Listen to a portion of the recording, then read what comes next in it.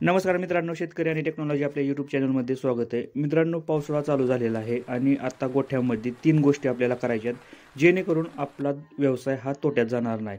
पावसाळ्यामध्ये बऱ्याच टायमिंगला काय होतं मित्रांनो, की आपली लहान जी करडं असतील की लहान वासरं असतील जुलाब करतात किंवा लहान करडं जुलाब करतात आणि त्यांचं मरण्याचं प्रमाण वाढतं मित्रांनो.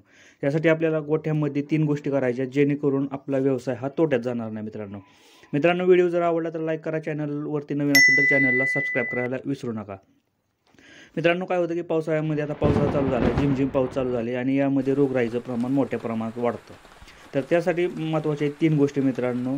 तर त्या 3 गोष्टी आपल्या गोठ्यात जर केल्या तर आपल्या गोठ्यामध्ये जनावर आजारी पडणार नाही आणि मृत्यूचं प्रमाण म्हणजे मरणार सुद्धा नाहीत मित्रांनो. जे लहान करडं असतात की ते जुलाब लागून किंवा फूड पॉयझन मारतात ना मित्रांनो, ते होणार नाही आपल्या गोठ्यामध्ये. जे लहान करडं शेळ्यांची असतात ना, त्यांचं मरण्याचं प्रमाण मोठ्या प्रमाणात असतं पावसाळ्यामध्ये. तर मित्रांनो, काय करायचं, पहिल्यांदा डिवर्मिंग म्हणजे जंतनाशक करून घेणं खूप महत्त्वाचं आहे. आता पावसाळा चालू झाला आहे, मागच्या महिन्यात जंतनाशक करायचं असतं, पण मित्रांनो तुम्ही जर आता केलं नसेल तर आता ह्या महिन्यात केलं तरी चालतंय. जंतनाशक करणं खूप महत्त्वाचं आहे. लहान करडांपासून मोठ्यांपर्यंत मित्रांनो, गायी असतील, तुमच्या म्हशी असतील, सगळ्यांसाठी डिवर्मिंग करणं खूप महत्त्वाचं आहे. गाभण गायींसाठी वेगळं असतं मित्रांनो आणि ज्या खाली गाय असतात त्यांच्यासाठी वेगळं राहतं औषध मित्रांनो. डॉक्टरांच्या सल्ल्यानं हे करून घ्यायचं मित्रांनो. तुम्ही डिवर्मिंग जंतनाशक पहिल्यांदा करायचं मित्रांनो. त्याचबरोबर औषधाची फवारणी म्हणजे गोचिड फवारणी याला म्हणतात. काय होतं की बऱ्याच टायमिंगला गोठ्यामध्ये घाण राहते आणि ह्या घाणीमुळं काय होतं, गोचाडांचं प्रमाण मोठ्या प्रमाणात वाढतं मित्रांनो.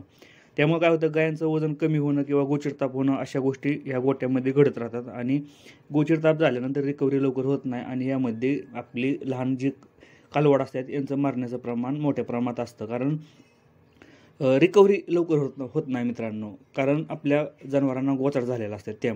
त्यासाठी मित्रांनो आपण औषध फवारणी करायची ज्याबरोबर की मच्छर येणार नाही, तर त्याचबरोबर गोचिड होणार नाही, तर वावा पिसवा अशा एक्सटर्नल पॅरासाईट त्याला म्हणतात की होणार नाहीत. आपली ही काळजी घ्यायची मित्रांनो आपल्या गोठ्यामध्ये. तिसरी महत्त्वाची गोष्ट म्हणजे 2 झाल्या मित्रांनो. पहिली गोष्ट झाली इंटरनल डिवर्मिंग म्हणजे जंतनाशक करायचं. दुसरी म्हणजे औषध फवारणी, ज्याला पूर्ण गोठ्यामध्ये गुरांवरती औषधांची फवारणी करायची, कोब्यावरती करायची, जिथं घाण असेल तिथं करायची मित्रांनो, जेणेकरून गोचाड होणार. आणि तिसरं म्हणजे लसीकरण मित्रांनो. शेळ्यांमध्ये लसीकरणाचा महत्त्वाचा पॉईंट आहे, कारण शेळ्यांना असेल किंवा कोंबड्या असतील किंवा लहान आपली कालवड असतील, ह्यांना लसीकरण, मोठ्या गायींना सुद्धा लसीकरण करणं खूप महत्त्वाचं आहे. म्हणजे सगळ्या प्राण्यांना लसीकरण हे खूप महत्त्वाचं आहे. पावसाळ्यामधलं लसीकरण हे करून घेणं खूप महत्त्वाचं आहे मित्रांनो. लसीकरण केल्यानंतर मित्रांनो पावसाळ्यामधले जे रोग होतात ना आणि त्यामुळे मृत्यूचं प्रमाण जे वाढतं ना, ते वाढत नाही मित्रांनो. मृत्यूचं प्रमाण कमी होतं मित्रांनो, वाढत नाही म्हणजे मरत नाही ते मित्रांनो, जेणेकरून आजारी पडतात पण रिकव्हरी लवकर होते मित्रांनो. त्यासाठी लसीकरण हा महत्त्वाचा पॉईंट आहे. तिसरा पॉईंट सगळ्यात महत्त्वाचा आहे लसीकरण. डॉक्टरांच्या सल्ल्याने लसीकरण करणं खूप महत्त्वाचं आहे. त्यासाठी आपण सेपरेट व्हिडिओ बनवणार आहे की गुरांसाठी कोणतं लसीकरण दिलं पाहिजे मित्रांनो आणि शेळ्यांसाठी कोणतं लसीकरण आपण पावसाळ्यामध्ये केलं पाहिजे. की जास्त करून पावसाळ्याच्या अगोदर करतात, पण मित्रांनो आपण पावसाळ्यामध्ये केलं तरी काही प्रॉब्लेम येत नाही, पण करणं खूप महत्त्वाचं आहे. त्यासाठी मित्रांनो आपल्याला गोष्टी माहीत असणं खूप गरजेचं आहे. खूप कमी किंमत असते किंवा यासाठी खूप कमी पैसा लागतो मित्रांनो, पण आपल्याला ह्या गोष्टी माहिती नसतात, यामुळे आपल्या व्यवसाय हा तोट्यात जातो मित्रांनो.